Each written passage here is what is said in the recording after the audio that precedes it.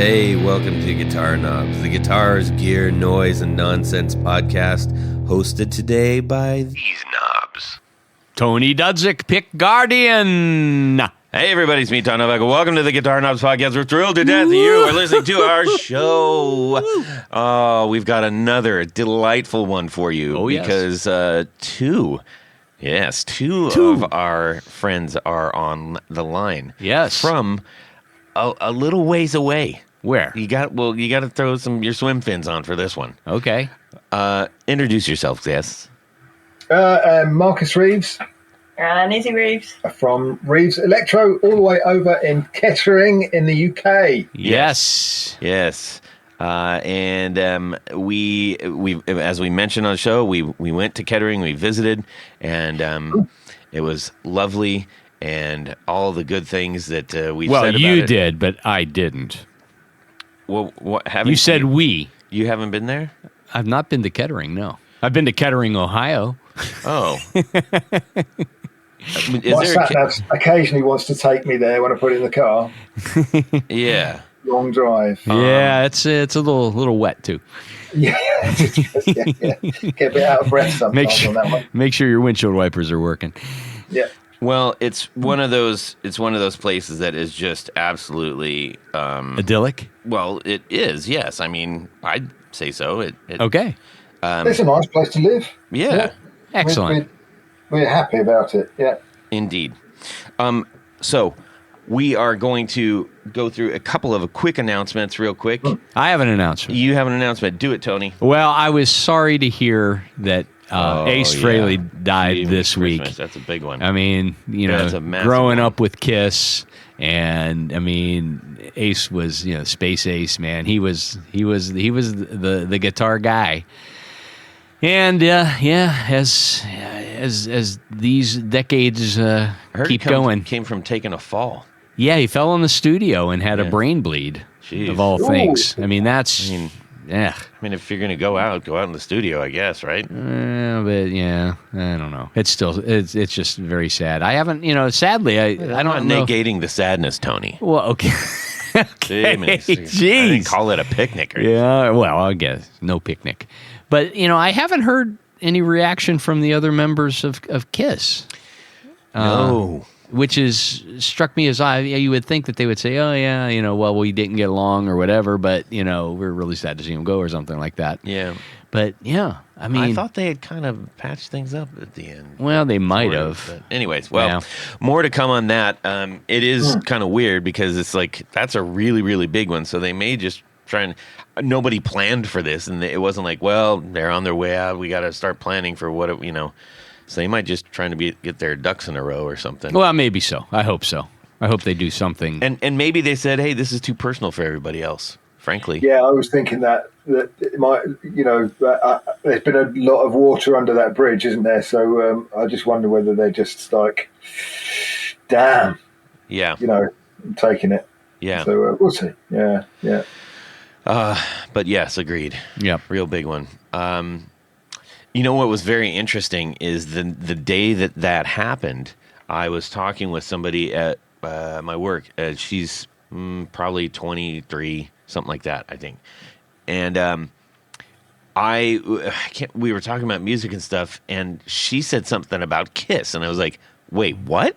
She goes, oh yeah, I love listening to Kiss. And I was like, Are you? Oh, because that's right. I have a Kiss lunchbox in my office. That's why she was pointing at it. And I just was like, come on. She's like, no, I love that. That's like that Def Leppard. I'm like, wow, okay. So we started talking about it a little bit, and then I actually brought up the Kiss Alive album on the computer and showed her like the inside and how there was a book, because that stuff doesn't exist anymore. Yeah.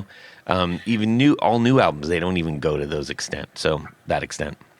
Those dudes went pretty hard on the merch early on. Oh, totally. Yeah. I think they kind of paved the way for a lot of stuff, didn't they? Absolutely. Yeah.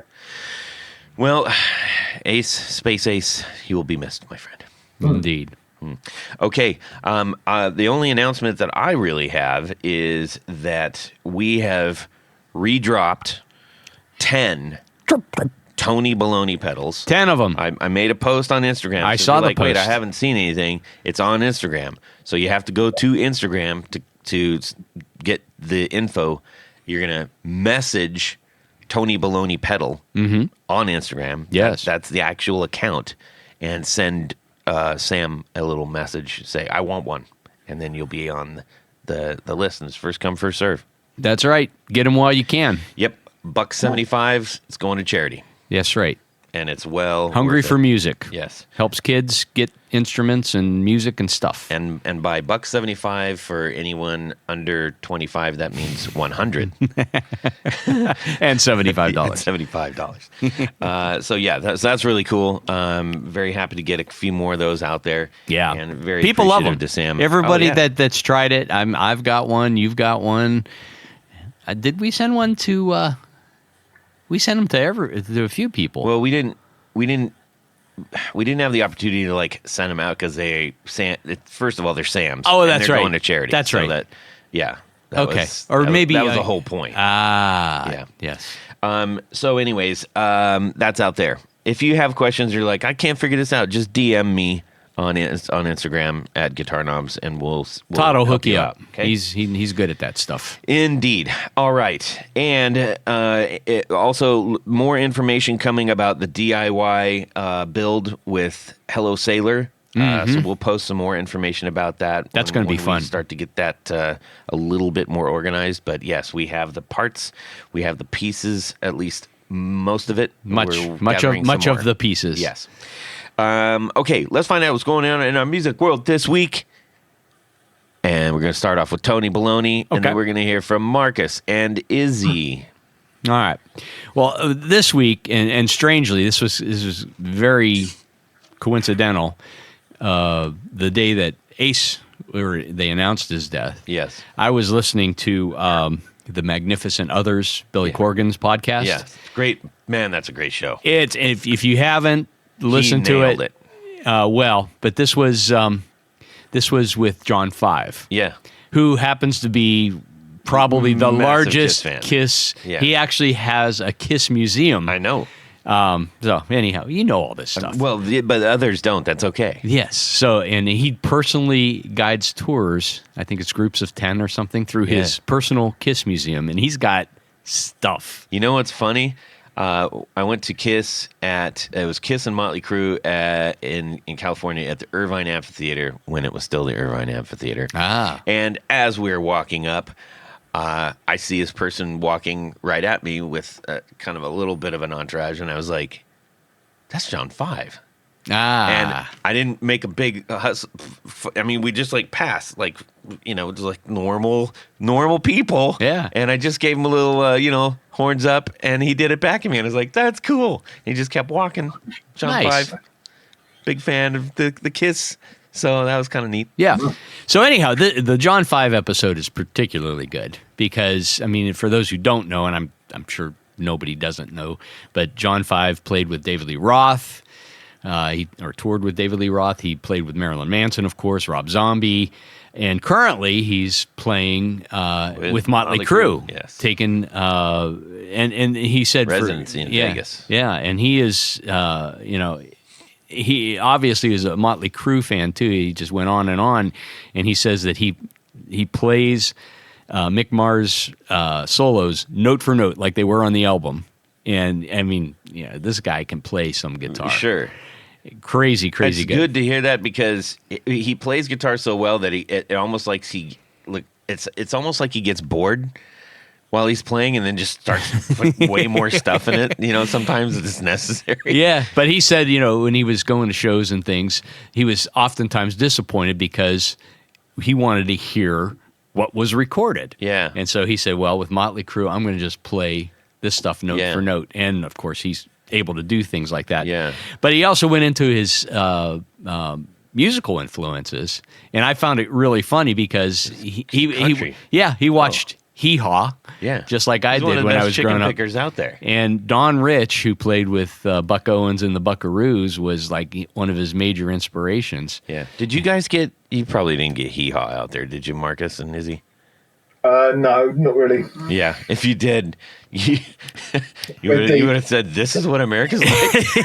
Yeah, that would explain a lot. My goodness, if that's what America was like. But it was a kind of a country comedy show. But the best part of it was the musical segments because they had musicians, killer players, and of course, it was hosted by Buck Owens and. Lightning Fingers. Oh my God! My brain went blank. Help me out there. Oh, wait! The master is calling on the. Oh students. my God! I just went blank. Roy Clark. Oh my God! Sorry. Well, sorry, Roy. Yeah, I think he's still alive. I'm gonna take a minute for that one to sink in on it. Oh, thank you, Todd, for the information. The great Oz needs help. Quiet, whippersnapper. Yes. Oh, good. But anyhow, you're also still going. Okay. Yeah, I'm still going. Coincidentally, Marcus, you want to make a cup of tea or? No, I'm good. I was going to say I've got one going, but I don't know whether it's arrived. You might yet. need another. I'll go and mow the lawn. Yeah, right. No, the garden. Mow the garden instead. Mow the yard. Yes. In this current issue of this is all like coincidences. A Vintage Guitar Magazine. They are discussing the original gold. Now, I knew that I thought there was a champagne finished guitar set that Fender made for Buck Owens and Don Rich, but it was actually it was gold that used ground up mirror glass. Oh, with a gold paint underneath? No, it was gold mirror that was crunched up and shot with urethane, so it had a very rough finish. Oh, and this was the original series that they did for the Buckaroos. And what they, that was one of the complaints. Nobody wanted to play it because it was, actually kind of sharp. Yeah, it looks like sandpaper. Yeah, it's pretty much like sandpaper. So later, Buck ordered a silver sparkle Telecaster for both he and Don Rich, and that was the ones that you more commonly see. But this was used for a couple of years, and Don's is missing. It's gone. It was damaged, lost, stolen, whatever. Yes. Fender only made 5 of these. One of them is still left at the factory, and it's got like it's called rope binding, but it's actually a checkerboard bind. I'm a fan of that. Yeah, it's a very cool look. But it's a really interesting article, and the fact that even though it was the finish obviously was far from perfect. I think you should do a tribute guitar to that. Yeah, you should make one. I'll just make some without the glass. I want to use the glass. Now, there's other people that do a really good job of doing similar bindings and things like that.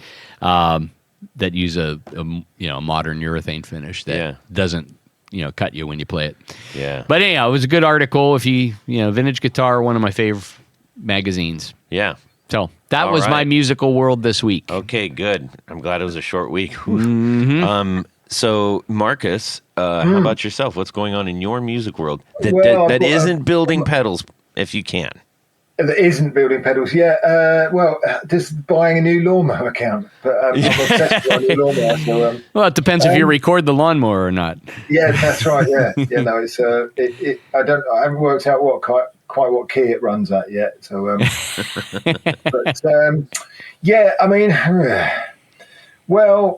has just been building pedals really, but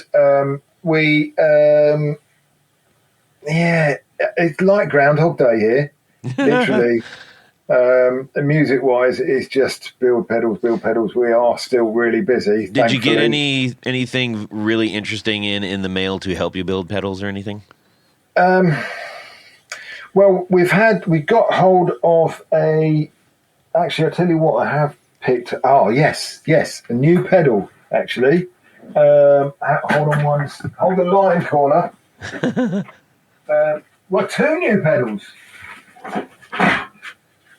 We've got the High Watt Custom Fuzz. Okay. Which is a massive Bigfoot kind of. It's bigger than a Mark 1 tone bender. Oh wow! Huge thing, like a steel wedge. It's and it's quite the fuzz. That is big. Yes. Big and black, and audio experiments, electronic audio experiments. Yep. You know the great big I can't remember what they're called now. Is it an O? Oh, you know the big crikey, because they don't really have a name. It's just a thing in a big cast aluminium block, like a real brutalist block with the sliders on the top. OXAE fuzz. Yeah, I think so. Okay. Oh, yeah. We had them on the show. Gotcha. Okay. Yeah, it's I know what you're saying because I actually he did a concrete it was a concrete drive, I think it was called. That's right. Yeah.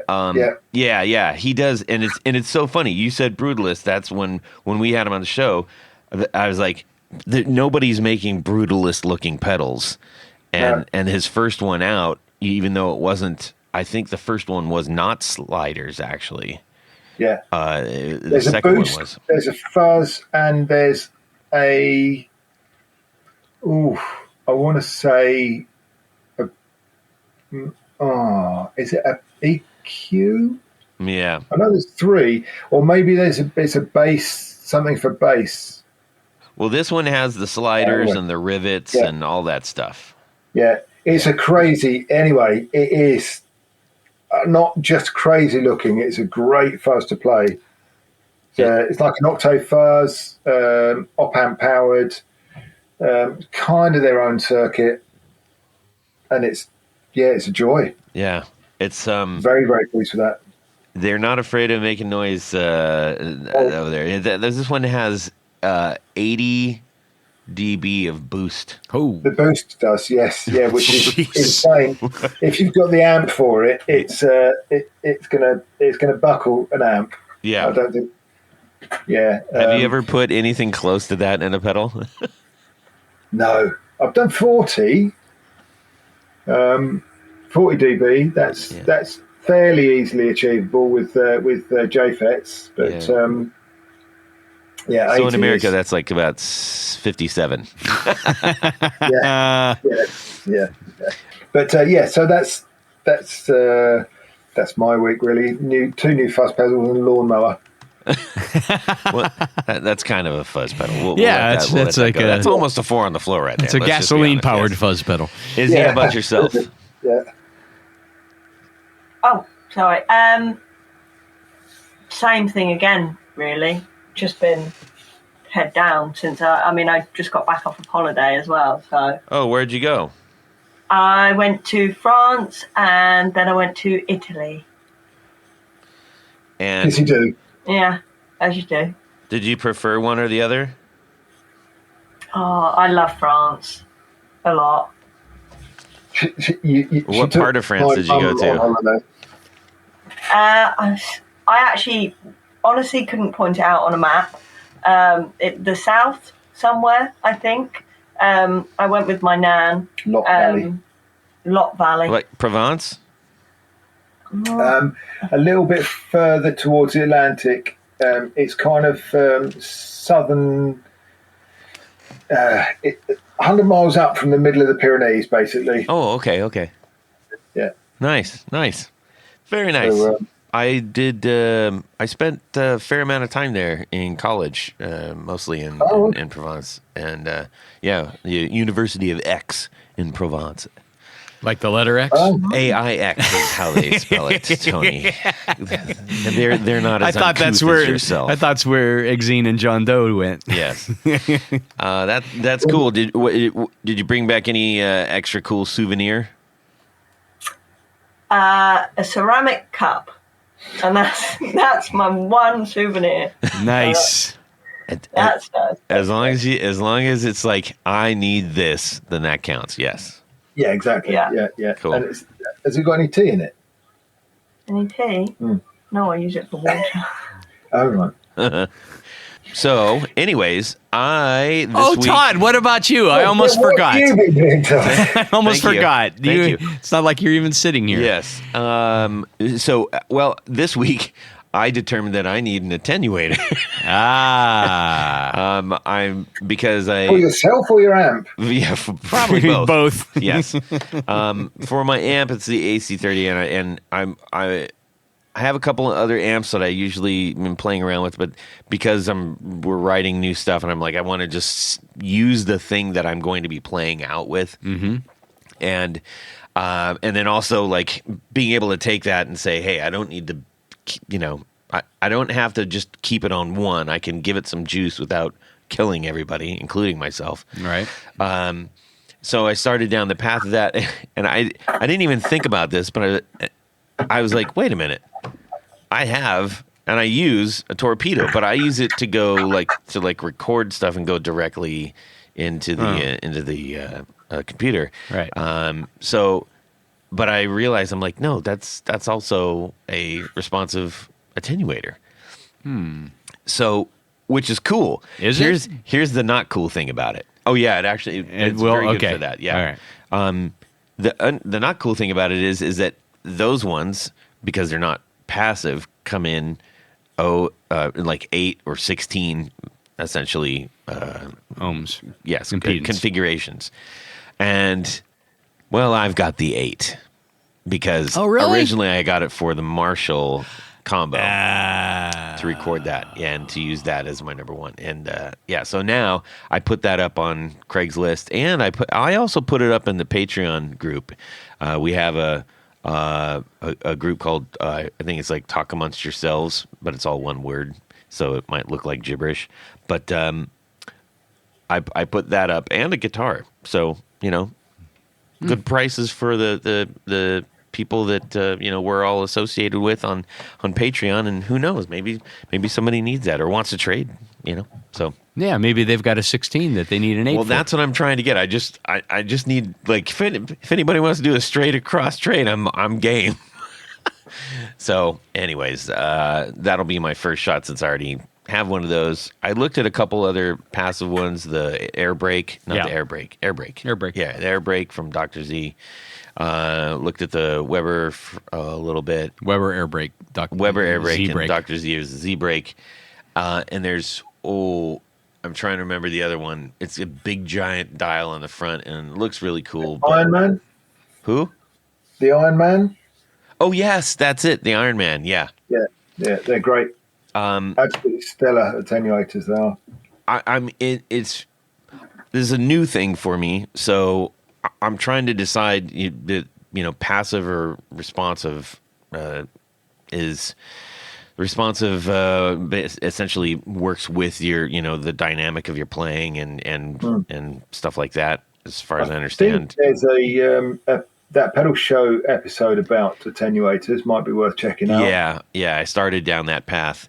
So I'm early in the knowledge journey there, and I do realize that we had Rob talking about some of that, but it was also a lot. We talked about a lot of other stuff. Yeah, it was kind of general too. And the hilarious thing is, while most things stick, if they're new and they're extra complicated, I'm busy running the show and I'm not as busy learning. So I know I need to listen to my own show here. So anyways, I'm doing that. So that's kind of an interesting thing because I realized after just even a little bit of playing with that, even on a lower one, it's pretty loud and it's kind of like making my head ache a little bit. So there you go. I need to dial that down. No, you'll be even in a live situation. You may want to attenuate it down a little bit. I definitely would. Yeah. Or you could just plug a set of headphones into the back. Oh yeah. Do that. Don't do that. Please do not do that at home. Yes. Let's get into. By the way, I should say, whilst I was doing that, and at the same time, I was running my new pedal board configuration because I have to do that. And fortunately, I had a whole bunch of Tour Gear Designs patch cables. The Tour Gear Design stitch them all patch together, cable. and thank goodness. Yes. So I can do that at any point in time. Put Yes. any amount of I got it covered now. Yeah. And we highly recommend digging into those as well for your own pedal board. You can go to tourgeardesigns.com, load up your cart, Load it up. hit purchase, but don't worry, you're not going to get charged for it right away because that engages the super duper secret coupon code area in which you are going to put The guitar knobs, all lowercase, all one word. That is correct, and you're going to save 15%. Yes, while it lasts. We keep saying that because honestly, we really don't know, and times are weird these days. I don't know if you've noticed out there. Yes. So, anyways, go do that. You're going to thank yourself for doing that. Yes. Don't thank us. Thank yourself. Thank yourself. And thank you to Tour Gear for sponsoring our 4 on the Floor. Let me get a little bit of this. 1, 2, 3. 4 on the floor. Markus and Izzy Reeves from Reeves Electro. What is your 4 on the floor? 4 on the floor. I was waiting for the 4 on the floor. But we've got it now. So, okay. So you're probably going to be not surprised that there's fuzz to start with. Sure. I've got it's called the Black Emperor by Blue Colander Pedals. He's a Polish builder, absolutely stellar. The insides look beautiful. It's PCB, but he's done an absolutely beautiful job. All beautifully color coordinated and stuff. It is a take on a kind of a tall font Russian muff. But it has, it's got volume, sustain, and tone, but we've got a mid and a low control, and they're super, super active. Nice. And you can kind of set it up, the low, with low sustain, you take some of the low out, and boost a bit of the mids, and you've got this kind of like blues lawyer tone out of a muff, and it's really super, super flexible pedal. Huge, built on in a steel slab of a box, and it's black on Emperor. black, which is kind of cool. Yeah, Blue Colander, just absolutely killer, first in the chain. There's some great Polish builders. There are, yeah. Well, I mean, Poland has got a really good kind of history with electronics. Yeah, there's a lot of great transistors come out of a couple of factories in Poland back in the. Have you talked 60s, with them 70s. personally? Sorry? Have you spoken with them personally? Yeah, absolutely. Yeah, we chat quite a lot. Yeah. Maybe we should have him on the show. I like that. I would. Yeah. Okay, reach out to him and see. Will you put in a good word for me? I can do. Yeah, absolutely. Black Colander. Blue Colander. No, Blue Colander. Black. The pedal is the Black Emperor. Right. Okay. And I can speak Polish to him. Really? A little bit. I know a little. Yes. More pierogies, please. That's exactly. Yeah, Where's my kielbasi? Yeah. Okay, cool. What's number 2? Number 2 is it's not been off my board for many, many years. The Hudson Broadcast. Oh yeah. Yep. Absolutely stellar drive. You can it just does something that no other drives do. It's there's something about it. It's based on an old console. I can't remember, on a broadcast console. I can't remember which one. I think it might be a Neve, but I'm not entirely sure. Yeah. He's not not specific on the website. It just says a 60s console. Yeah. But yeah, they're just such a great pedal. And you can kind of, if you crank everything, you can kind of get to that whole direct into the desk tone, which is a thing. Mm-hmm. But that's not all it does. If you kind of dial it back, it does such a great drive. It's I still, after all these years, I still find it interacts with amps just so well, and the character of it changes more than you'd expect when you change the amp. Yeah. Which some pedals kind of, they really print themselves on an amp, and the amp kind of comes into it, but not a great deal. It's like all the pedal, whereas this, I don't know. There's just something about it that interacts. I don't know whether it's to do with the impedance or to do with the way it loads, but it kind of knits with your amp really, really well. I can't say enough about it, to be honest. Great little pedal. Yeah, that's one that really early on I think caught my eye just because visually when it came out it was different. It was one of the first ones to look at as well. Yeah. They were one of the first ones to kind of get into the oversized even and multicolor knob. Yeah. So I mean, and they're not. There's a lot of bang for your buck as well because they're not super expensive. Yeah. I mean, they're not super cheap, but they, as far as like a decent drive is concerned, I don't know what they go for now, but I think I paid less than $200 for mine new. Yeah, that's they've got a couple of those. They got one with the dual foot switch, which I like the idea of that. You have the standard. Yes, broadcast, yeah. No, I've got the dual. Sorry, yeah. No, mine's the Hudson dual. Yeah. Oh, fancy pants. Yeah. So you can boost in the you can either cut or boost the gain and just have that whichever way around you want it. So right. But it's it's a great pedal. There's the Ariel Posen version as well, which is a bit darker. Oh yeah, okay. Yeah, the AP, which is his signature. He gets he gets a lot of love over this way. I'm trying to determine exactly. There we go. So they're about $250 here, brand new. Okay. Yeah. And as we always say, reverb is really great, but if you're aware of the builder, especially if you're aware of the builder, do what you can to get one directly from the builder or from the dealer, because that helps them out and that keeps this whole thing going. Yeah, absolutely. Yeah, and it's more money. It's like we went out for a meal last night with my wife, and we always paying cash because credit card fees and all that, even for little restaurants. Yeah, it takes a toll. It's silly money, so do what we can. Yeah. Drop off at the ATM on the way there. Job done. Yeah. Plus, you get to use that really cool plastic money. Yes. Yeah.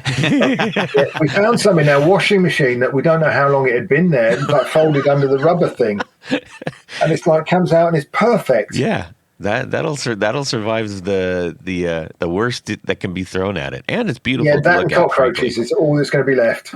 Now here's my only gripe. I had a pocket full of it, but it's all different sizes. What? Why? And they're really slippery as well. So sometimes when you take your hand out of your pocket, the notes come with your hand, whereas paper notes tend to stick. Kind of grab onto fabric in your pocket. Yeah, and they don't really like scrunch. They sort of just and they fly out of the pockets. Like I've dropped so many of them. I'm just like, Makes me wonder where the testing group was that day. At the bar, I will be spending plastic money. Yeah. Maybe they're different sizes for blind people. I feel like we cater that's to blind interesting. people. Look at now. There's an optimistic view at something that is a conundrum to others. That's great. I like that. Good thinking, Izzy. Coins have the serrated thing on them. Yeah, they're different sizes and shapes. Yeah, and different sizes and shapes. One of the reasons is for people with what can I say? Seeing. What's the PC way of saying blind these days? Blind. Sight difficulties. Surely blind is not. Tony, what is that? Sight impaired? Sight impaired. Vision impaired. There we go. Vision impaired. Yeah. I don't know. Blind seems like the full extreme of impairment. Yeah, I mean, there's various levels. There's like I've got cataracts or glaucoma or like And then you got me. Yeah. All right. I do that. Number 3. Number 3, Harmonious Monk. Oh yeah. Tremolo. I've always been a tremolo fan. I've had quite a lot of tremolo. I built one of the first non-drive pedals I built was the Shaler Tremolo, which is a great little tremolo, but it's a bit kind of thumpy, a bit clunky. It doesn't really have a lot of rise and fall. And then I got those jam pedals are really good. Jam pedals are great. Yeah. They're fantastic. Yeah. Have you tried the Vibe, the one with the water No, I faucet on haven't it? yet. Man, I haven't yet. really good. No. It's really But yeah, I've had a real tremolo journey. And then when TPS and Jam Pedals released this, yeah, I tried it, and I'd never played or never knowingly played harmonic tremolo. And man alive, if you've only played normal tremolo in your journey so far, the swap you can't go back. It's like a boundary. Once you've crossed it, it's like normal tremolo is just no. Yeah. Especially if you go with a 2-amp setup, wet dry. Oh yeah, for sure, Man. Yeah. The only thing that I find trouble with the harmonic tremolo is if I'm doing like a really heavy, like a square chop, which I have on one of our songs. It's like, can't do that one. Doesn't work. Yeah, I mean, if you want the kind of Johnny Marr kind of thing, then yeah, it's not going to do that. But it's I think it's a much more textural thing. It is. It's very much so. Yeah. Cool. And the last one, number 4. These are pretty much all my my solid hardcore kind of pedals, really. Carbon copy. It's something that if I reach for a delay, that's what I'll go for, because it just does the thing. Yeah. There's been a lot of Bucket Brigade, pedals out since it, but it just has that thing that doesn't get in the way. Sure. It's not too spiky, and there's a lot of great digital delays out there that are really clever and does super ambient things and turns stuff inside out and backwards and all that. That's not where I'm at, really. Yeah. I'm much more of a, I haven't really got past 1972 yet with my kind of guitar tones. Sure. So, carbon copy. Again, on Reverb, damn, you can pick them up for, $70-$80 probably. Yeah, that's about it.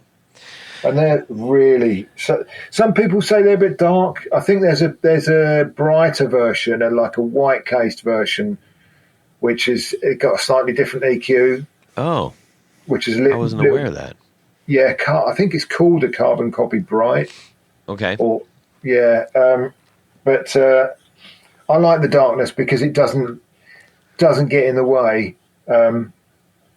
Because I mean I haven't gigged for quite some time now, but obviously when I used to gig, I'd be playing and singing, and when you got a delay kind of really in your face, it kind of is a bit distracting. So I like the delay to be a bit dark and degrade in a nice way. So works for me. Works for me. I like having a mix in there too. I think that's a really great feature on a delay. I will use this opportunity to plug Hello Sailor's new delay pedal that he made. Yeah, we both that like if you like the carbon copy, this one is really nice. Very it has a really pleasing, familiar warmth to it as well, almost sounds and almost has a little bit of its own push. Not so much that it's like completely coloring everything, but I plugged in. I was like, wow, it feels like an old pair of jeans, which is great. Brilliant. Yeah. Oh, that sounds good. Yeah. I mean, that's the thing with analog delays specifically is you can push them, and they still sound musical. Yeah. If you like the that kind of analog breakup, then good. But yeah, that sounds. I'm gonna have to. Yeah, and his is Nice. I thought it was full. We thought it was full analog, but it's actually it's a hybrid, which Okay. he can explain better than I can. But anyways, sure. cool, man. That's a great 4 on the floor. Those are really solid pedals. That'll take care of just about anything you throw at it, I'd think. Yeah. Put them all on at once and off we go. Yeah. Okay. Well, that gets us to our main event. We would love to hear where you and Izzy are in your pedal world these days. But first, if there were someone who wanted to go back and listen to 2 previous episodes yes. that featured Reeves Electro, Yes. episode number 235 from September of 2021. Wow. And episode number 326 from August of 2023. That one also had Izzy on. Yeah. 2021. That would seem like forever It ago. seems like forever, doesn't it? Wow. I remember back in 2021. Wow. Hell. Yeah. How long have you been guys going now then? 100 years. It'll be 10 years this April. Holy moly. Yeah. Wow. So this Congratulations. Thank you. Yeah. This is episode, I think this is going to be episode 441? 442. Oh, 442. Yeah, because Joe's 441. Wow. Isn't that crazy? Yeah. People they keep talking to us, so we'll keep listening. Yeah, absolutely. Yeah. So this is my 3rd time on. So is that a very exclusive club?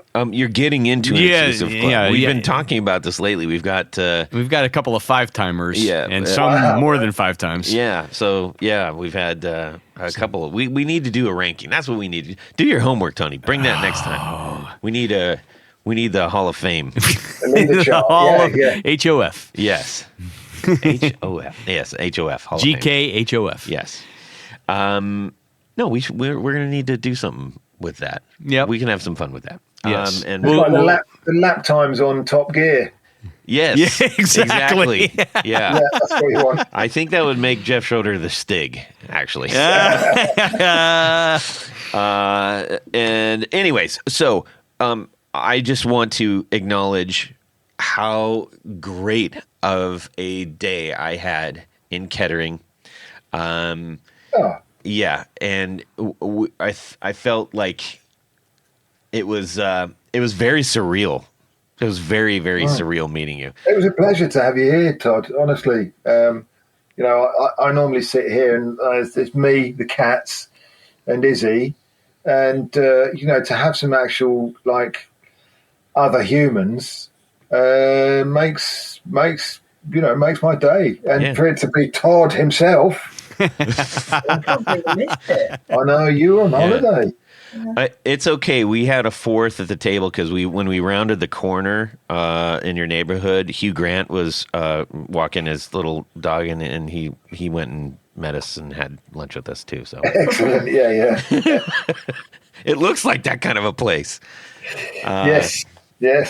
So it was delightful, and I got to be honest, Tony, I actually didn't do that much talking. It was all it was Joe and Markus were absolutely nerding out on levels that were unknown, looking at boxes of caps. Oh, that's right. You're saying they would would blow in the dust off the boxes. Yeah. All the transistors. Yeah. It was like the wand shop in Harry Potter, man. That was neat because you guys are awesome, and I have so much respect and admiration for the things that you both do, and you're both genuinely fantastic dudes. So I felt like a fly on the wall of a show I want to watch, Oh, brilliant! Yeah. Well, sometimes I feel like a fly underneath the shoe of something, but it's usually pretty good here. It's nice. I mean, so this workshop. Well, thank you, Todd. First of all, I do really appreciate those kind words. Of course. So this shop is, as I was saying to you, Todd, when you first came in, we moved about a year, about 18 months ago now. We moved house. Yeah. And Is it that long? yeah. And it was really cool that you guys shared that whole experience. I mean, that really pulled, you, when I say you, I mean, that pulled anybody like me who is a fan and an enthusiast. It pulled me in big time. And I was like, building the workshop, really? Yeah. Oh, yeah. Yeah. Yeah, we were. I mean, I was very pleased. The algorithm didn't like it. Really didn't like it. Oh. Yeah, it was like, oh, you're a builder now, are you? Have you sold your account? And what's going on? We're not going to. Honestly, everything just died on for about 6 months after that. No kidding. Yeah. Somebody at HQ just went, no more British builders. We have too many. Yeah, we've got too many. Yeah. Please. Yeah. But I mean, it picked up again. But that was really interesting, and because I nerdily, I have a spreadsheet that plots all these things. Yeah. And we'd had a good 6 weeks. Just very quickly talking about Instagram. We didn't know about 2 months of really, really good growth. Then we moved, started doing we're building the workshop, and language around that. And honestly, it just flatlined. Yeah. For 6 months. I mean, they do have a little area up there, kind of like air traffic control. And there was a guy who is at the thing looking at it, and he says, Commander, they're looking at the parquet floor. Shift. They've uncovered another doorway in the wall. Oh no. into another dimension. Yeah. Yeah. So anyway, getting back down to earth. The workshop it was a joy to build and a real joy to work in. You know, after having such a small workshop in the previous place. It's actually unbelievable to believe the amount of space. I know, but like to sort of conceptualize the sort of length and width of the old workshop in this space. Yeah. Trying to imagine working in that now. I couldn't. Yeah. Nuts. It is. Yeah. And we're running out of space already. Yep. Which is, it's like a vacuum, isn't it? You grow to fit into the space that you're there, that you're in. So, but that's one of the things that, at least for me, really drew me into you as a builder, is that you weren't trying to put on a show. You know, no. I felt like I came over, and like when I would pull a video up of yours, or when I was served it, it felt like when I went over there, you know, and you said, "Yeah, come on in." Okay. That's cool. You're the first. Izzy, you missed this because I got really, really excited about this, and it was probably just like a giant eye roll from Markus. But Joe he didn't offer me a cup of tea when I got there. It wasn't until we got to your house, and the first thing we walked in the door, the cat crossed our path, and he said, would you like a cup of tea? And I was like, oh my gosh, I've been waiting my whole life to hear that. Brilliant. There's some truth to that. Are you saying the cat asked if you wanted to come in? Yes, the cat did. He had a monocle. Yes, it was great. A little scarf. Nice. I like that cat. Yeah, but honestly, it did. It's like I think most people that would have gotten into your work before you moved, we were led into like a little door that a lot of people don't know about, and you've always been extremely personable and talking about the stuff that matters, and not trying to. You never seem like you care about the hype train that everybody else is clamoring to get on. I've been there in another life. You know, obviously when I was working for the Man, and I had my own business with some other guys back in the early 2000s, and we were kind of, I learned a lot about running business and about marketing and all that sort of stuff. But I did it, the corporate way, and I hated it. Yeah. The whole hard sell and the whole, kind of the bull of just writing copy for things and all that stuff. And there was a whole kind of there wasn't really any point in my life that kind of made me. There wasn't any incident or anything happened or anything that made me go, do you know what? That's got to stop. But I was working a corporate job in travel. An office job for quite a corporate sort of travel operator, and I decided, do you know what, this pedal thing that I do for mates, at mates rates and for local musicians and stuff like that, it's I really should. I'm going to curse a little bit here, but it's a local saying. It's a saying, you've got to piss or get off the pot. Yeah, we say that too. Yeah, okay. And that I kind of was like, I spoke to Sarah and I said, look, I really think I want to give it a go with, seeing how far I can take this pedal thing. And she was like, yeah, absolutely. And I built the first workshop with a mind to do that, and started kind of mucking around with it. And, I was selling a couple of, maybe one a month. And then, were you doing the suspended circuitry at that point, or was that did that come later? Yeah. No, that was sort of around about 2018, 19, something like that, just prior to COVID. Yeah. And I've been mucking around with that for 15, 20 years, really, in various sort of forms. But I thought, this is what I want to take forward, Yeah. And then it just all exploded as the COVID thing hit, and I got, obviously got the huge exposure on the pedal show, which I'm always going to be eternally grateful. Mick and Dan, if you're listening, thank you guys. But the other point, to get back to your point about not being full of hype, is I just wanted to be like, I'm just going to do exactly what I want.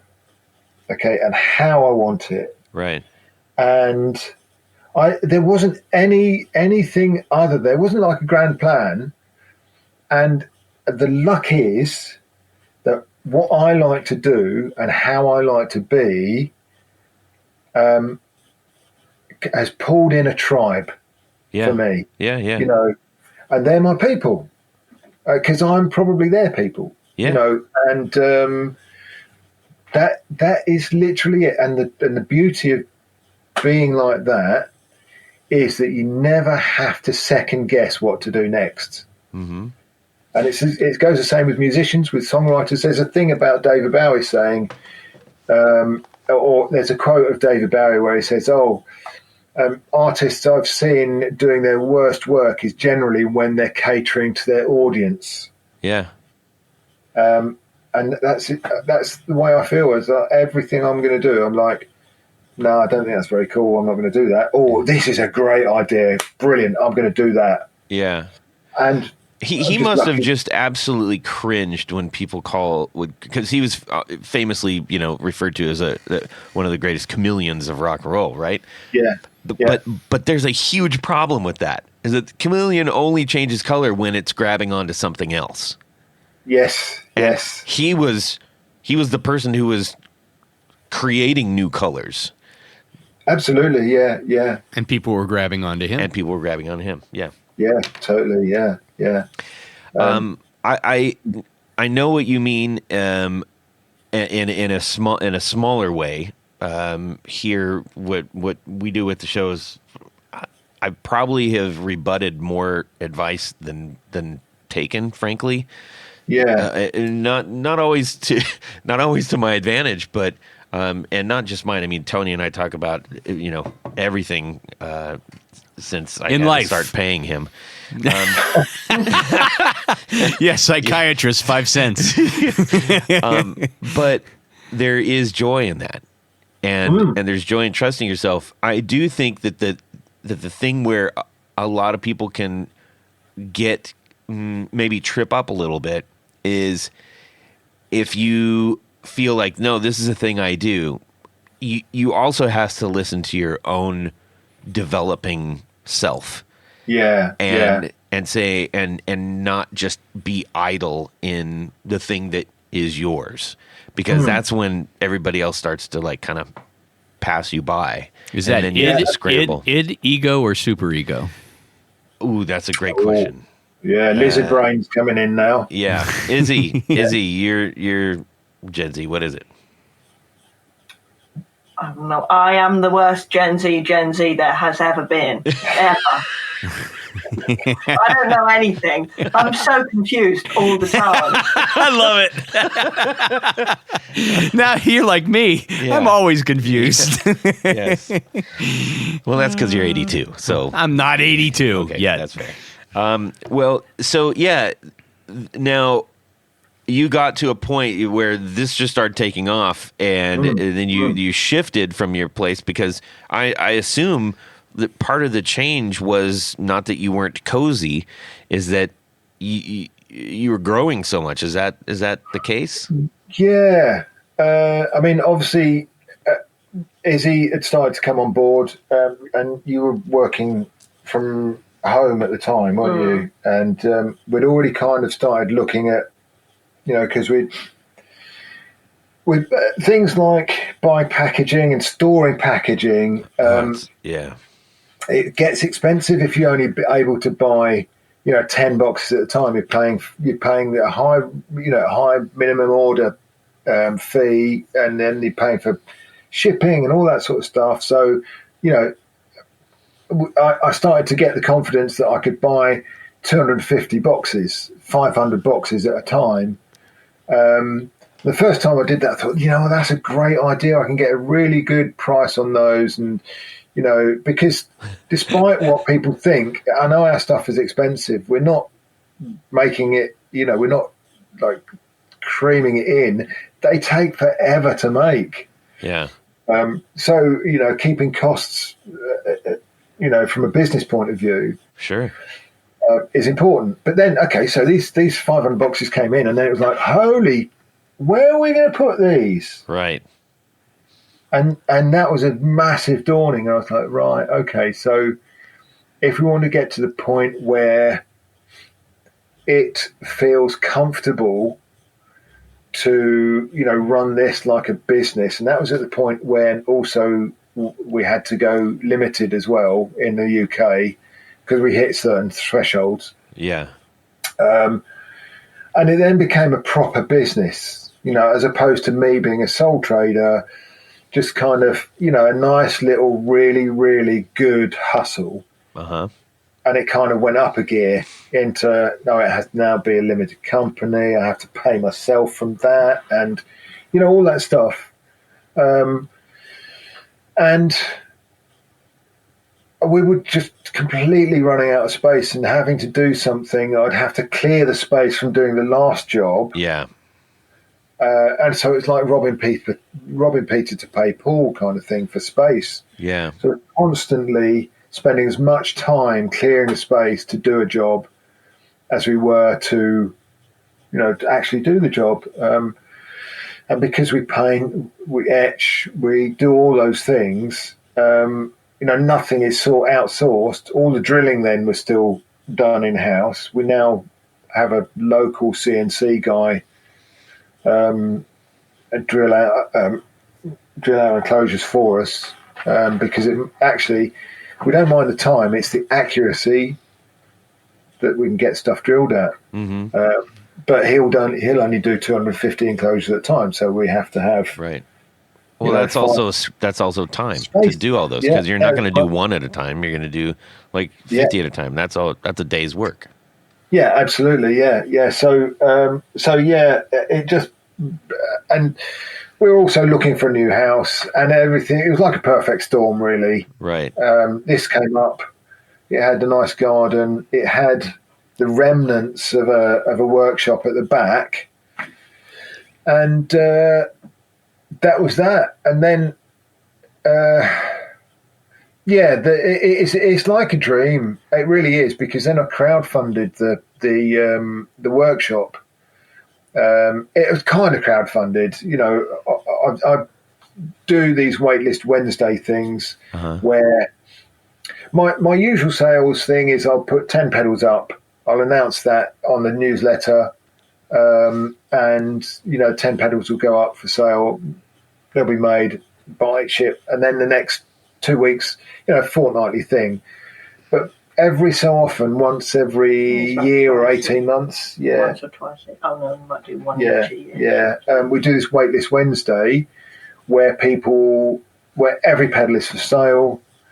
People come to the website with no rush at the checkout, because it's a bit of a bun fight when I'm only selling 10. And they can order what they want. But the downside of that is you might have to wait 2, 3, 6 months for it to be fulfilled. So we did that, and said, you're helping fund a new workshop. You'll get a t-shirt saying I funded Reeves Electro Workshop 2.0, all that sort of stuff. And there was a few perks as well, some extra things. And people really jumped on that. And it brought a lump to my throat that day, to be honest, how much people kind of got on and supported that. Yeah. And knowing that, first of all, before I even started to build your order, I had to build the workshop. Right.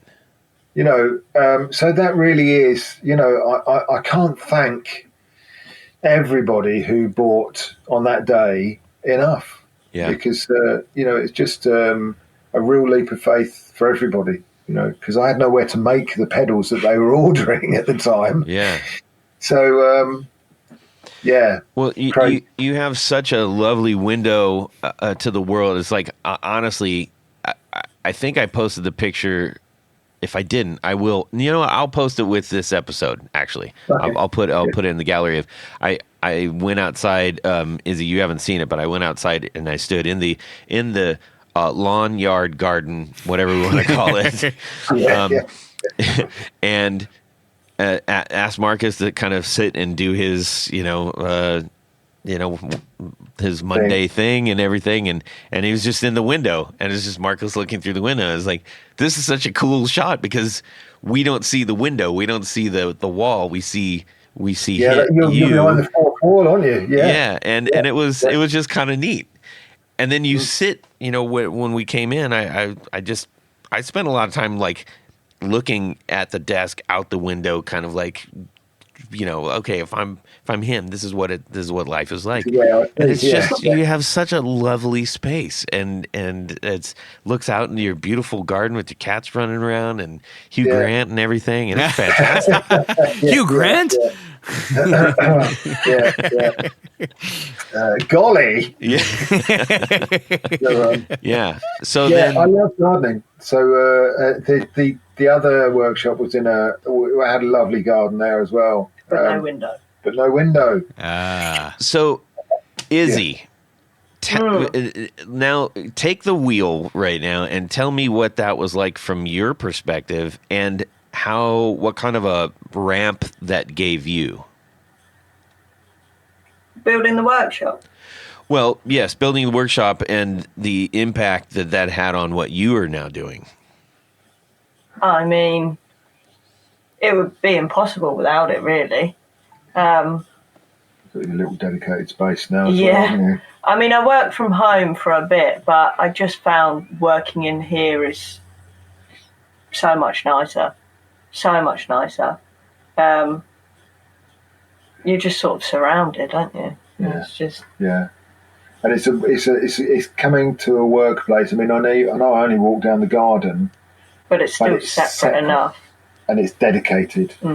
Yeah, when I first started, I was working out of my basement, and the difference of having actual shop space, you really feel like I'm putting my work hat on. I'm going to work. Yeah, absolutely. And that makes all the difference.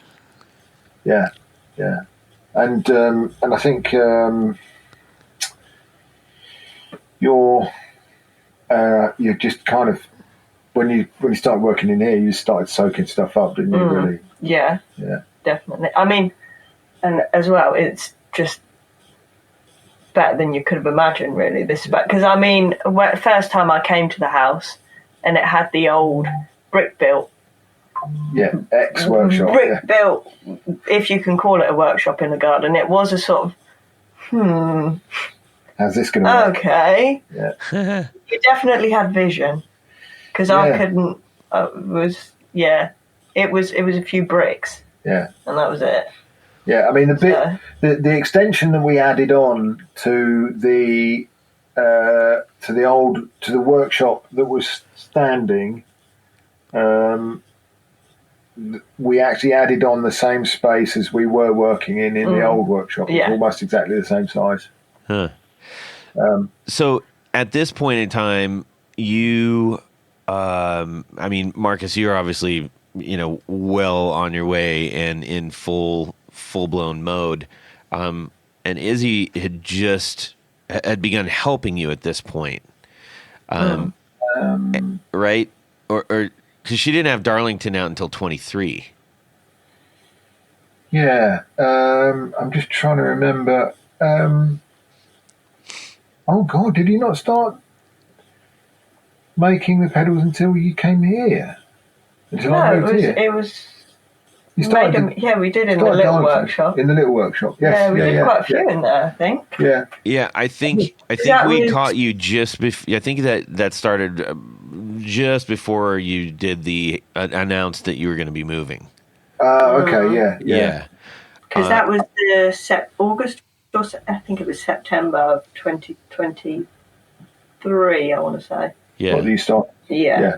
Yeah, because we caught you previous. I think it was just before you released the Darlington. Yeah, it was right. Yes. You hadn't gone full on yet, because I remember that was exciting. I was like, I want one of the first ones that you were able to make. Yeah. So how has that? You've done the Darlington. That one came out real big, and you started working more of a line out. Where are you now with that, Izzy? Oh, lots coming up. Yeah, lots coming up. And shocked every time I do serial numbers on each batch, because surely I haven't done that many each time. I mean, I think there's a couple that are over 100 now, I think. Yeah. That's amazing. Yeah, we're well into... It's crazy to me. Yeah, well, I think you're well into... I think you've about 500 pedals in all from you. That's just crazy. 475, something like that. So, for a little company that we don't advertise, we don't really push that hard into any publications or do any online advertising or anything. It's pretty cool that you're earning a living out of it. What do you think? What has been the most successful between the Leo 12, the Darlington, and the Facet? I mean, the Facet FF's got quite a bit of clout. Yeah. I think that's because obviously the provenance of the transistors in it.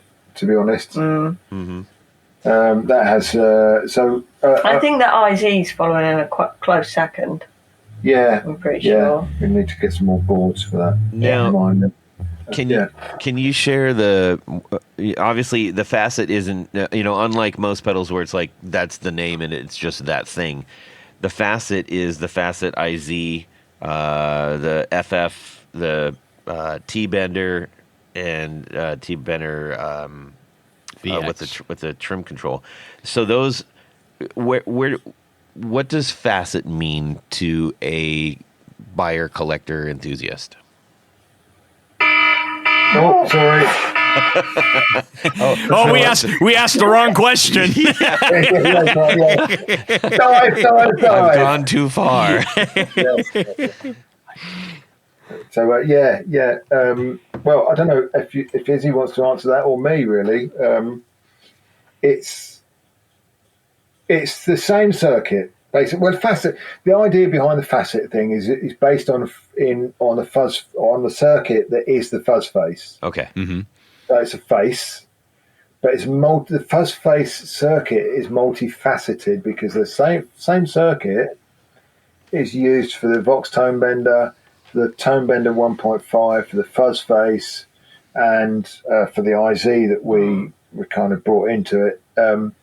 So it's multifaceted because there's some quite famous pedals that are exactly the same circuit, different component values. It was very clever from a marketing, like as a person who has to think of like marketing things all day, every day.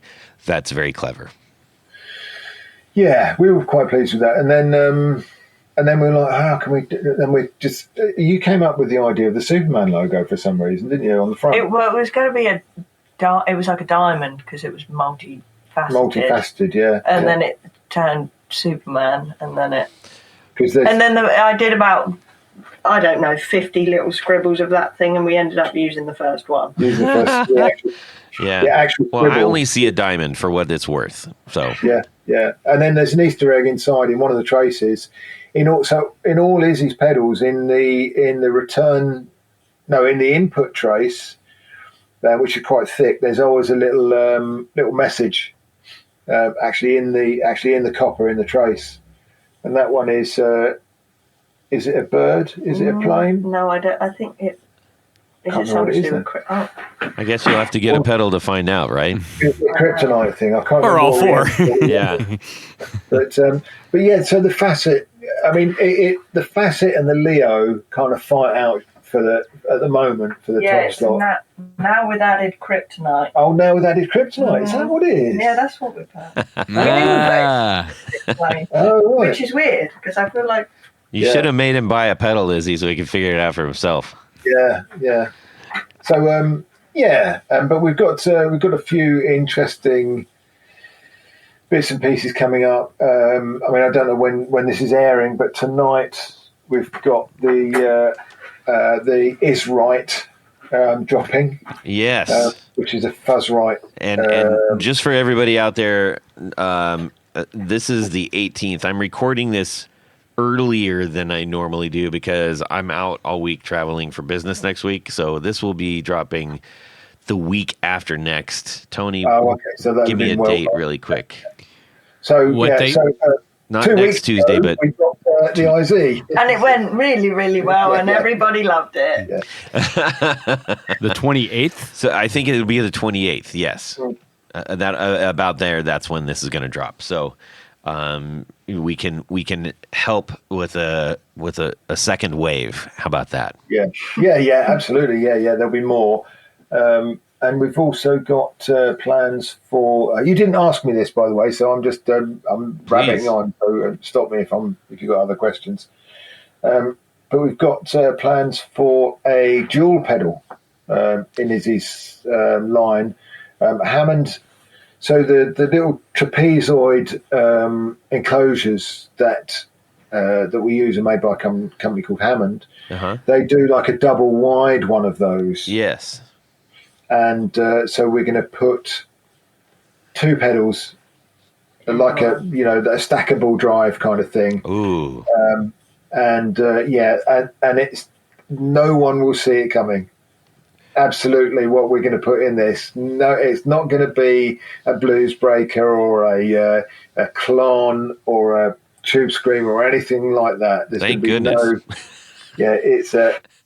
and I know there's people that will be like, "Oh my Lord, of course."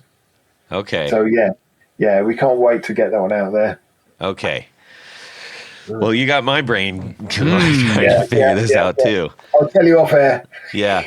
And I will keep that in the vault. Tell us about the Is Right. Yeah. No, okay. It's the Fuzz Right is made by Moss Right back in the day, and I think Kate and Bread still have some sort of a licensing deal on it. They still make them, But I played some of them, and they seem a bit modern sounding to me. And I wanted to kind of find. And I've been lucky enough to play one back in the day, an original Mossrite Fuzzrite, and it was super, super clanky and unusable. And I kind of understand the motivation behind Calibbred saying, "Yeah, let's do something that's very much more up to date and usable." But I wanted to find somewhere, or we wanted to find somewhere. I do most of the circuit designing, but we wanted to find somewhere kind of in the middle that still had that kind of feel of that clanky, slightly unreliable, slightly kind of like, happy accident kind of tone, and something that had a little bit more bottom end if you wanted it, and worked well with amplifiers, had more volume, all that stuff that you expect from modern pedals. And I kind of got that, and then there was I was just mucking around with it, and I thought, what happens if I put a pot here? Or that's what I tend to do, and I try and find tones on the breadboard when I'm prototyping something that excite me. And I found a thing that it did that I don't think anybody else has done. And they probably have. There's not many things these days in the pedal world that haven't been done. At least intentionally. Yeah.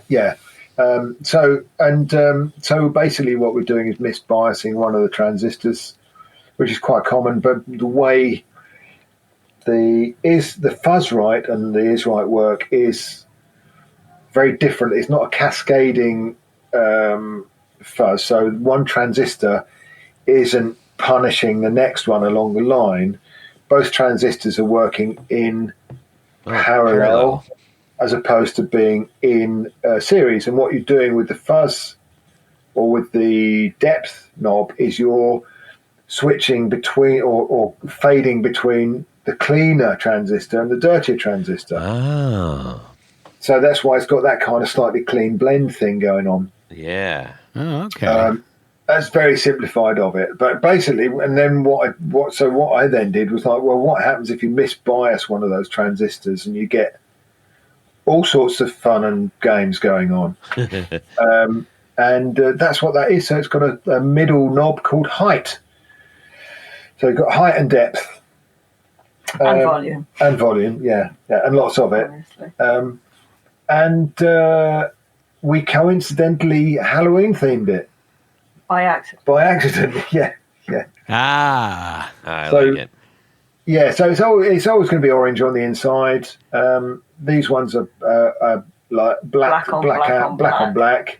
We call it murdered out in the UK. I don't know whether that's that's here too. Or none more black. If you're a Spinal Tap fan. Yes. They do go to 11. But I think now funnily enough, we printed one on a raw aluminium enclosure, not the powder coated black ones, and they look really good. And I'm wondering, I haven't spoken to Izzy about this, but I'm wondering whether we should just do them and cycle between the two. Yeah, cycle between or lots of different colours. What's the DRV? Yeah. It's that, isn't it? What's the name of the company? 1981. 1981. That's right. 91 devices. He is always being playful with the colorways on his. There's never really a standard look on those. I think that is. We've mentioned this many times on the show. I think that is one of the great things about the pedal world, and also I think a lot of people miss out on the opportunity to do that. Because we talked about this actually. So Izzy, you might have been climbing the walls because we sat at, what was the name of that restaurant that we were at? Oh, the Kino Lounge. Yeah. We were at this Kino Lounge place, which is really cool, like bohemian, like weird building, and we were there for almost 3 hours talking about this stuff. Yeah. Yeah. So yeah, you'd have been like, "Wow, geez, sorry, I missed that." But Damn. yeah. But that was one of the things that we talked about is that when we're trying to garner attention and also, I guess, reward people that do care about the things that that you're doing. That's a really great way to pull people in different ways and help make things a little bit more collectible, a little bit more even exclusive if needed. I think people there's so many different types of people, and there's loads of people out there that couldn't care less what their pedal looks like. Yeah, Jared is that guy. Yeah, and what it sounds like is all that matters. Yeah, and fair play, good on you. In fact, I'm a bit jealous. But that's not how I am. But yeah, it's just fun for us as well. I mean, that's the next thing I was going to say. Yeah. I mean, there's one pedal that I've got sat on my shelf that I did by accident that is orange and like a metallic red ombre by accident, and I will never ever be able to replicate it. It's like a burst. An accident. And I'm really sad because I'd love to do that. So maybe I'll just do one. We were thinking about it because it's like a burst on the inside. Ah.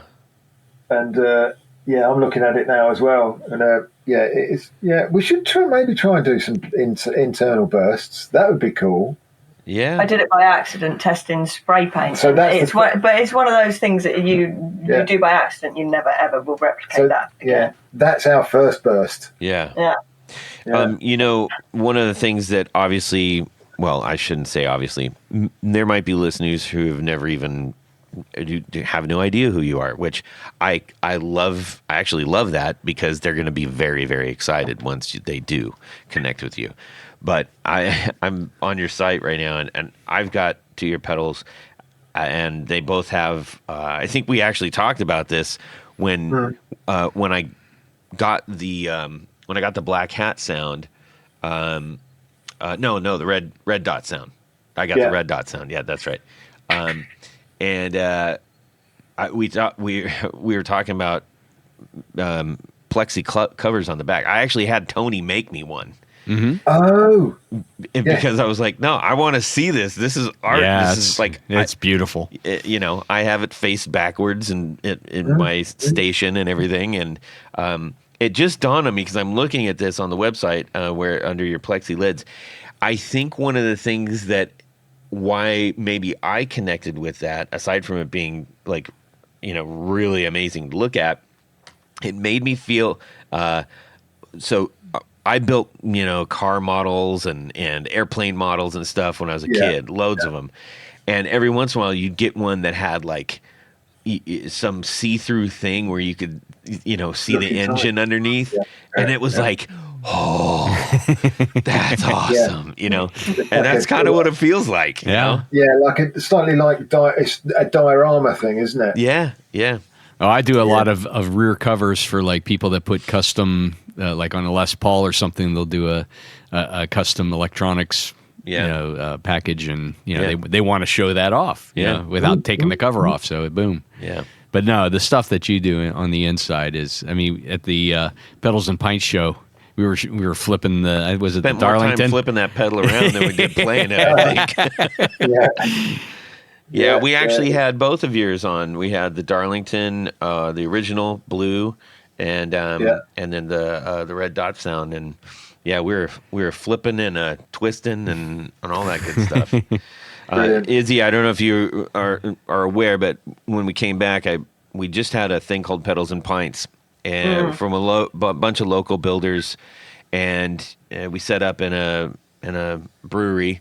And they gave us a bunch of space and some tables, and we bring guitars and boards, and it's all plug-in, headphones and stuff. But which must sound really weird to anybody who's just listening to a bunch of people playing guitar without any kind of either acoustic sound. Yeah, it's like these guys are terrible.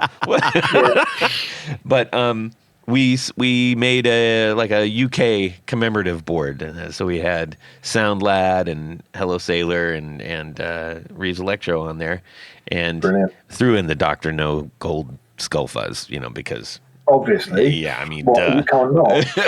and we had two. I had my commemorative Union Jack 335 that is kind of a Gibson, and then Tony has a Union Jack Rickenbacker, also kind of a Rick.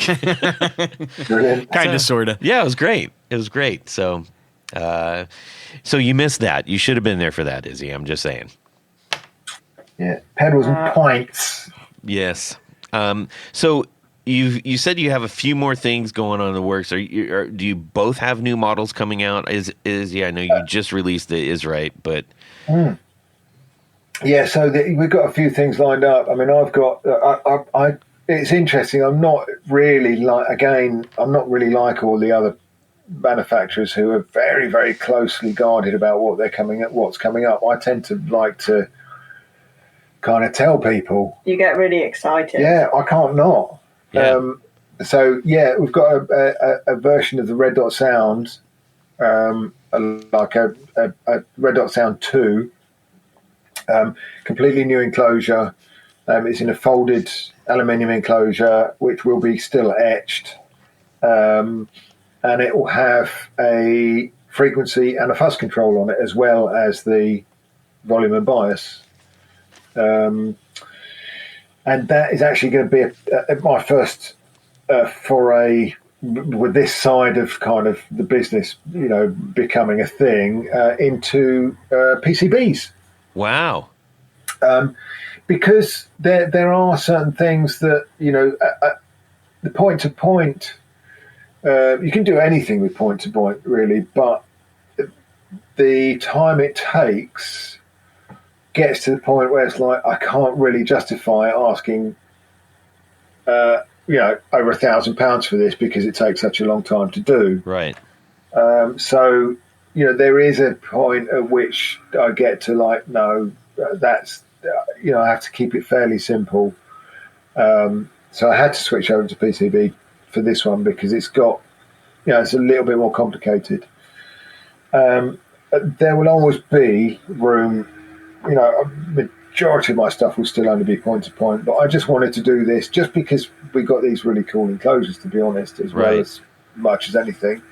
Well, it's one of those things that's not so different than, we've had this conversation with so many guitar builders, and I mean, I've had this conversation with Chase Gullett for ages, because he was very much of the same ilk as you are. Is like, he made all the jigs to make the guitars. Like it was like, wait, what? You're making the tools to make the things?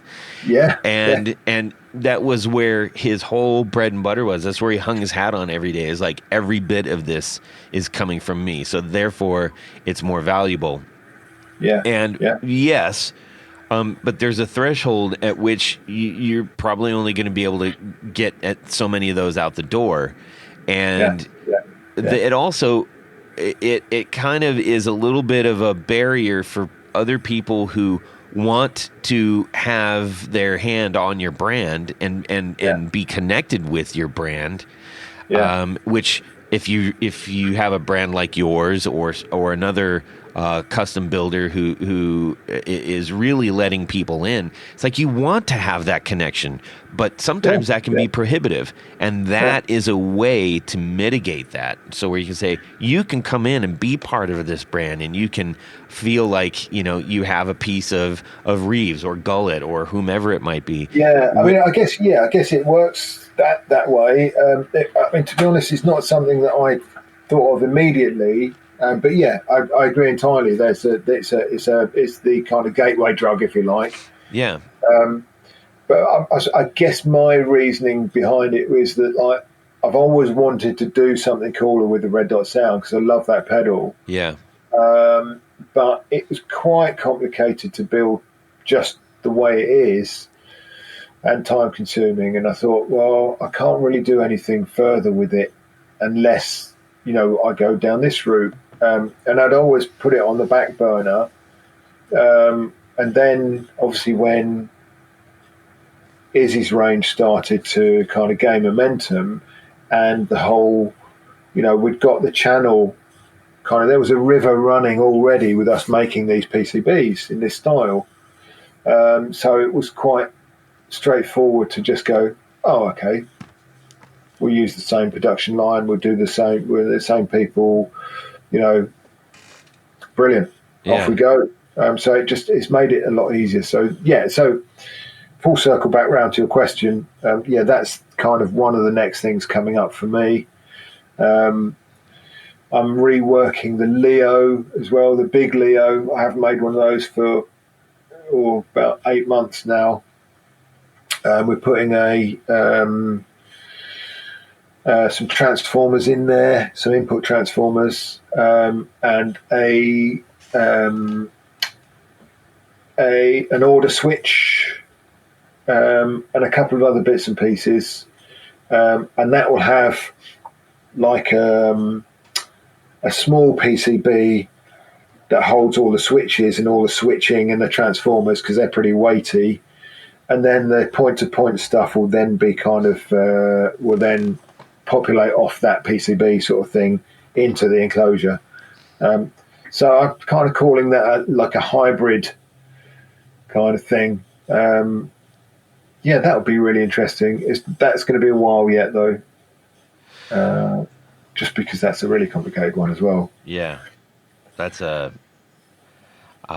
it's just so interesting seeing the stuff that was like in pieces, and it's like, oh wait, there's a whole thing where it's like, oh, these are just the things that aren't things, and I'm like, but these are really cool. All the stuff that didn't get anywhere.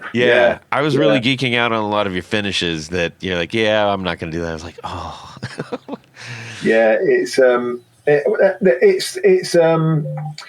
too many ideas, not enough time. It's literally how it is, and there's so many cool ideas that I'd like to get going, but you have to.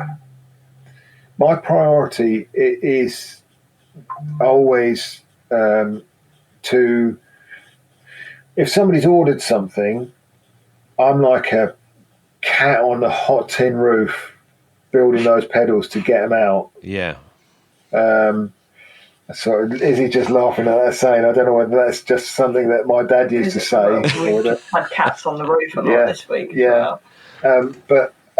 So and God bless everybody and touch wood and all those things.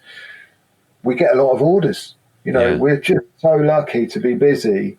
But the backside of that is my brain doesn't let me let go of those orders. So finding time to actually develop new stuff is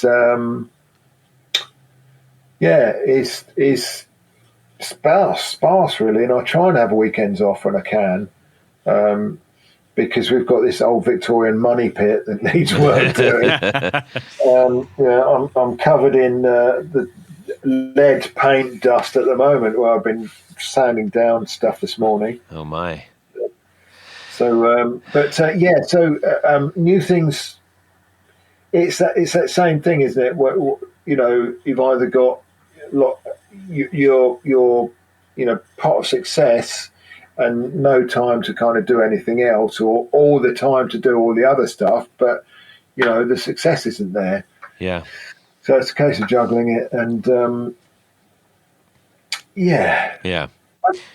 don't mind, but it would be lovely to be able to spend more time working on other projects. But that said, whenever you think of literally anything new, it will be on Instagram within about 5 minutes. I know. I will see it on Instagram before I hear it from his mouth. And he's like, we're doing that now. I'll see it on Instagram after he's been in the workshop at 10 p.m. or whatever. And they'll come in the next day and he'll be like, look, this is blah, blah, blah, blah. And okay. I saw it on Instagram last night if I keep it up a bit quiet. Yeah. Well, it's a bit like being a chef. You've got an amazing kitchen, and you've got all the best ingredients that you could possibly get your hands on. So why wouldn't it be like that? And then, wow, everybody must know about this immediately. Yeah. I like it. Yeah. Well, guys, it has been an absolute joy talking with you again. And yes, I'm so glad that I have the opportunity on the front side of this show to actually spend time with Markus. Yeah, it was a good day, Todd. It was a really good day. I enjoyed spending time with you, man. It was great. Thank you. Yeah. So, Tony. Yes. We got we're rounding third. We're heading home. What do we got? Well, Would you rather? You were saying? As I was saying, yeah. This point of the show is a little game we play called Would You Rather? Yes. This week, this ties into some of the stuff we were talking about earlier. Okay, you should. It should. Yeah, I guess it's the way it works around here. So here's the deal. John 5 gives you a last-minute call. He's double booked himself, and he's got to give a very special tour of his Knights in Satan's Service museum. Also known as KISS. Don't freak everybody out. Yes, KISS. And he needs you to... That's an old thing. I don't think they've said that. No, that's what he calls his museum. Yeah. Oh, it is? Yes. Okay, I'm just saying that was a thing when I was a kid. Oh, yes. Because all the... Yes. The hullabaloo. Yeah, anyways. And he needs you to fill in for him for a Motley Crue show. He wants you to play one of two guitars for the gig. Okay. The first, we've solved the mystery. We found the missing Don Rich Telly with the crushed mirror sandpaper finish. Yes. And this one is perfectly set up. It looks and sounds great, but you are risking... John 5 likes gold stuff. He does. Yeah. As do you. Yeah. But you're risking severe flesh wounds, you see. Merely. The second is a Fender Custom Shop J5 Triple Telly Deluxe with chrome metal pickguard and 3 wide-range humbuckers. You know the guitar of which I speak? Uh-huh. This one has been on the road for a long time and is in desperate need of strings and setup. Yeah. You have barely enough time to get to the venue, so you have to grab one of those two guitars and hit the stage. Okay. Which would you rather? All right. We'll do it. Tony? Well, I'm going to need all the help I can get. So I'd rather have a guitar that is set up and plays well, even though it might cause severe damage. It's one show, Yeah. Whatever. Forearm, who needs them anyhow? Right. Plus, playing the Don Rich Telecaster that was used on so many things. Yeah. Tiger by the Tail, Put Me in the Movies, Act Naturally. Yeah. I mean, that's the guitar. Sure. And I'm going with the Don Rich Telly. Okay, sounds good. Markus. I'll go with the glass-fronted telly as well, because I've got a roll of masking tape in my pocket. Well played. Well, that's they can go around my fingers. Good to know. Yeah. Izzy, how about yourself? You're going to go with the mirror, the shiny mirror that doesn't play so good, or the shiny mirror. The shiny. Oh, the J5. Yes. Okay. The J5 with the shiny mirror front, or the crushed mirror that's going to shred your arm up. I'll just take the flesh wounds, I think. Yes. What about you? I'm putting masking tape in my pocket, so. We're all in the same boat here. I'm gonna do the one that plays right, number one. But also, there's something kind of cool. I remember on one of my one show, I dropped my pick, went flying, and I had. It was like the third pick that went flying, and I was out of picks. I didn't plan very well. And I was also, this is when I was having the trouble with my hand. Oh, I remember that. So I just had to claw it, and my hand was bleeding all over the place. and it was on the guitar. And I was like, well, that's kind of cool.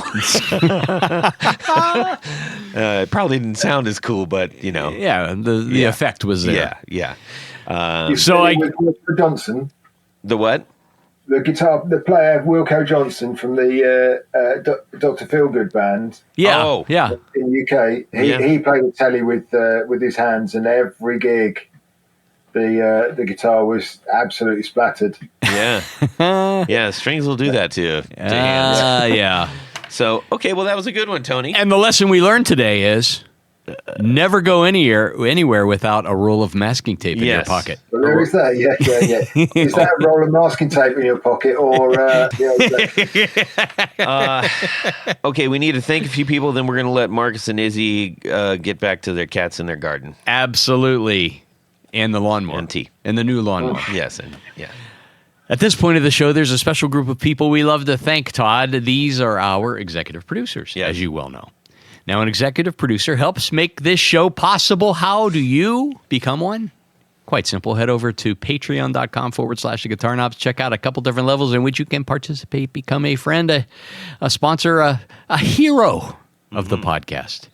Each level comes with some very nice thank you gifts and opportunities to win great stuff through our many, many, many giveaways. But in addition to that, all that great stuff, there's one thing more. What is that, Todd? You get to have your name read on the thing. I forgot the button. He forgot the button. That's right. You get to have your name read on the thing. And that's what I'm going to do right now. So special thanks to these executive producers: Anthony Lathrop, Brett Hogarth, Cameron Pampas, Darren Gregory, Don Kloss, Elad Mizrahi, James Bell, James White, John Esterly from Rare Buzzer Effects, John Sebastian, John Halverson, all the Johns, Justin Jones, Ken Sayers, Michael Senchuk, Mike Davenport, Owen Eads, Pluton, Ralph Gottschalk from Wonderful Audio Technology, Richard Kendall, Rick Calhoun, Rusty Sneeden, Stefan Lamb, Tom Barazin, Trevor Ellenberg, Trevor Gunberg, and all the other Trevors, Vader and Pedals, and Caribou Gone. Oh, yes. The band, the myth, the legend. Okay, keep going. Oh, Todd. Yes. There's another special group of executive producers. We call them our Grand Poobahs. These are the creme de la creme, the top of the heap, the A#1s, and they wear a fez upon their head whilst listening to said podcast. All right. So special thanks to these Grand Poobahs: Anthony Gemalero, Billy Spitfire Unlimited, Bob Crouch, Brian Robison, Cody Foster, David Kaminga, David Tyndall, Enrico Fernando, Fox Hill Studios, Gregory Randall, Hex Matos, John Williams, Martin Cliff, Matt Hart, Poet Emeritus, Michael Van Zant, Michio Murakishi, Moon Guitars, Pedro Vasquez, Sam Jett, Steve Keys, James Pennington, Zach Oswald from Brandon Wown Pickups, Jonathan Labate from M2 Labs, Ty Barnes, not Barnes, Barnes, James Castellano, and Kenny Howe. Kenny Howe, Mr. Rick himself. Yes, indeed. Thank you all so very much. We cannot do this show without your help. That is the absolute truth. And I don't know if that's sad but true, but we sure appreciate what you do for us. Absolutely. Yes. Markus, where can people go to find the things that you make and Izzy make? Well, our website is reeveselectro.co.uk. And you can find me every day on Instagram at Reeves Electro. Oh, and one last thing. If you are interested in buying anything that we do, the best place is to join the mailing list. Or even connect with you and the brand, just to learn more about it. You do a great job with the mailing list. Everything goes out, so yeah. Yes, well, Tony, how about yourself? Head over to pickguardian.com. Check out the stuff that I do. What do? I make custom pick guards for guitars. How do you get one? Yeah, shoot me an email. That's the easiest way. Let me know what you're trying to do, what guitar you have, what pickups you're using, all the stuff, what material you want to use. If you need a fancy backplate. If you need a clear backplate to show off your electronic and soldering skills. Or just one to match your fancy new pickguard. That's true. Yeah. just shoot me that. I'll make something special for you. As Todd always says, it's your opportunity to make your guitar even more yours. Yes. Let's see. You can shoot me a DM on Instagram. We'd love to hear from you. Send us your would you rathers. Send us the shots of your. I get a lot of pedal board shots, which is really fun, and I love talking about that stuff with everybody. And I'm just. How about their 4 on the floors? And the 4, and they're 4 on the floors. Yeah, love to hear that too. We'll share that out just like we do every week. Yeah.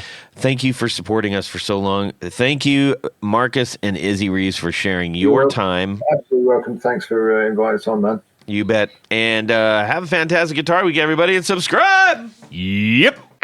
Quite right. You're bloody well right. You got a bloody right to say, hey. I have to go to the bathroom. Get in, mate. Me like it.